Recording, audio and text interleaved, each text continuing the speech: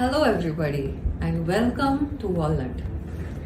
So, there are a few things that I would like to share with you that we are working on this year, and the stuff that you will see your students coming home with, and the thought process behind it.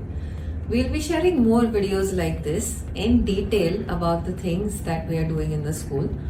But right now, this is just an overview. You have already got all the details about the technical things that you need to do, that you need to know through the different emails and circulars that we are sending your way. This is to replace the orientation meeting that we have so that all of you don't have to get up and come to school at a certain time, park your cars, figure out all the logistics and everything like that. When we call you to school, it is primarily now only for a meet and greet where we are actually going to talk with each other, just get to know each other, or to see something great that your kids are doing in the school, a competition that they have really practiced hard for, a game that they're going to play that they have trained for, or public speaking where we would like them to talk in front of a large audience and get the fear out of their minds. So that is what we're going to call you to school for. We are not going to call you to school for monologues or meetings. We're just going to do that with these asynchronous online videos. So that's for everybody's convenience. So let's take a brief overview of the different things that you will be seeing in Walnut this year and what you will be seeing your students coming home with. We'll have details on this later. We'll keep sending you videos like this from time to time, so you'll get to know what we are doing and why we are doing it and what to expect. So what we are primarily working on is developing agile minds.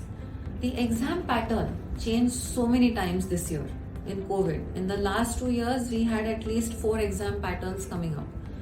But our students did very well because we have always kept them familiar with all the different kinds of questions, the exam patterns, the different ways of thinking, and that really helped. And the Walnut learning system really helped because we had great planning and great execution. So the children will do well no matter what. That is our goal, and we saw that with this year's board exams and last year's patterns as well, that is being executed successfully. We have streamlined the curriculum even more. We have made it even more defined in terms of the homework that the students do, so that they're doing sensible homework that is relevant to what they're studying, and the observation parameters for the students have been made more intense for the teachers to take good feedback, so that we can give you quality information about how the children are doing in school and participating in the classroom.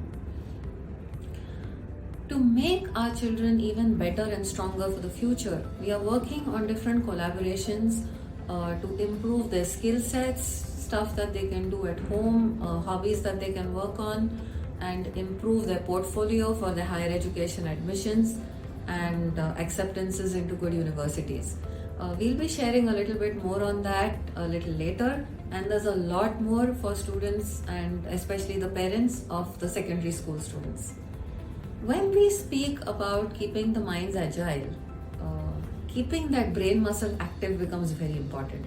So we have a host of activities that we're doing.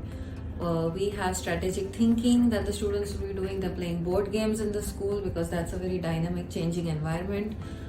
They are doing debates. They are arguing, speaking, discussing, thinking, learning how to disagree respectfully with their peers, and learning how to convince somebody else of the point that they are trying to make. All these are very important skills. Data analysis, understanding information, transferring it from one form to another. All of these help with their education and help with understanding the world around them and taking quick decisions and reactions. So we want students to develop razor sharp minds by the end of all this, and we are also supporting that with encouraging them to take part in different competitions like scholarships, hackathons, the WebRAS challenges, etc. With robotics and artificial intelligence and machine learning taking over, originality and creativity become more and more important in the days that go by. To nurture this talent, it is not something that can be developed overnight. To nurture this talent, we have introduced a lot of new subjects at the lower levels, like language arts and good creative writing assignments as they grow older, to make sure that they can think on their feet, think of original thoughts creatively, and express them in different formats as well. They'll be writing, they'll be creating their own novels, they'll be illustrating these in different ways, and they will also be presenting these orally and verbally in presentations to their peers and in front of audiences. Fluency in English also becomes an important task that the students need to achieve. And fluency is not just narrating a speech. Fluency also means that you think quickly and you're able to think in English and express your thoughts in English. And for that, we're investing a lot of time on the English language development skills right from kindergarten to grade 2. We have special slots reserved for the speaking and reading activities that we talked about till grade 4. And we continue with the speaking part as a classroom activity even from grade 5 all the way up to grade 10. And we are also doing novels as the English textbook for a quarter right from grade 4. So all of this helps to build up, retain information, cross-connect things that they're doing, and use the English language and new vocabulary as they go along. And when this part is strengthened, it also strengthens the rest of their academics, which are very important.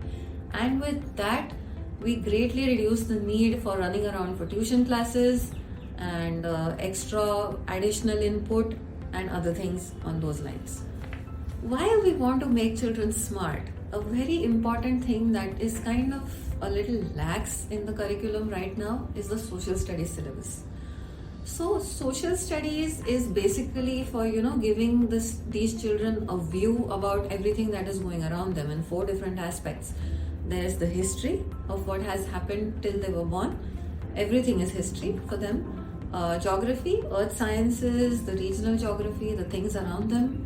Political science and civics, how the world around them works and how to be a good citizen. And another very important aspect is economics and business studies. I'm very happy to tell you that we are working hard on making this even more interesting for the students.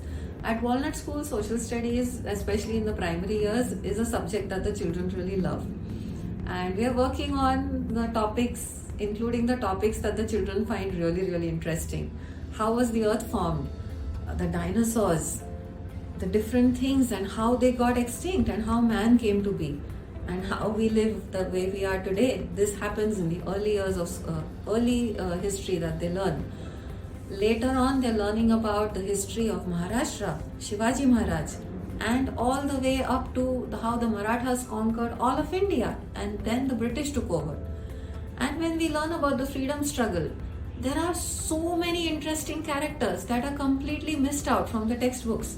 There are so many local people, there are so many people from different parts of India who did so much. It was quite an interesting story about how these different people had different visions and how they tried to go around achieving their goals. So our children will be studying that. And what about world history?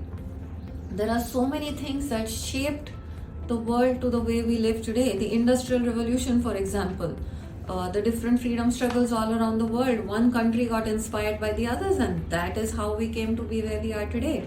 So all of this is largely missing from the primary history, and as a very good overview in a very interesting flow, we are presenting all of this to the students. Ancient history and the history of medieval India is something that all of the students learn, but what about the history of modern India? That is another thing that is missing. And when you consider history, everything that was done before the students were born is history for them, right? So even the 26/11 terrorist attacks that happened in Mumbai, for our children, are history. And they need to know all the different events that took place even after India got independence. That is not where the history of India stops.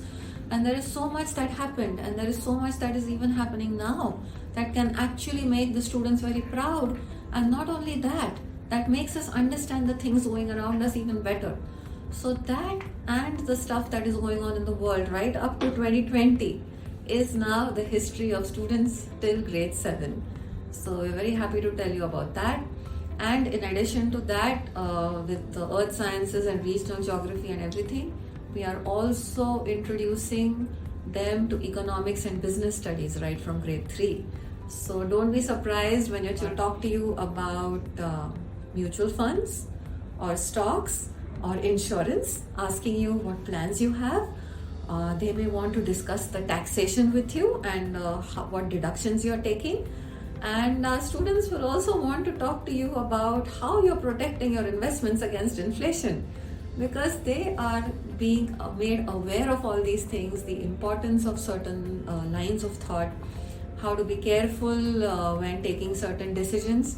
And we are hoping that this makes our kids smarter and smarter and helps with the razor sharp minds and the agility of mind that we're working on. We are constantly in touch with the industry. We are in touch with universities in India and abroad. Very excited to tell you about the new developments that are coming up, but that's going to be in a different video because this one's otherwise going to become too long. And what do we want you to do? We want you to spend good quality time with your children. We want you to talk to them. We want you to let them talk to you, because as you can clearly see, the children are going to have a lot to tell you as well about their day. So enjoy this schooling experience with your children. Don't stress out. Have a lot of talks, as many talks as you can. Share experiences. We'll be sharing ideas about that too. Places you can visit, movies you can watch at different ages with the children, again, which lead to a lot of chances for good discussion, games you can play with the children, and things you can do. But enjoy your children. You are a part of the Walnut family, and we want you to cherish their childhood and their growing up. And I'm very happy to share with you that we have crossed more than 850 new admissions this year. We are 3 schools and we are more than 3,000 students.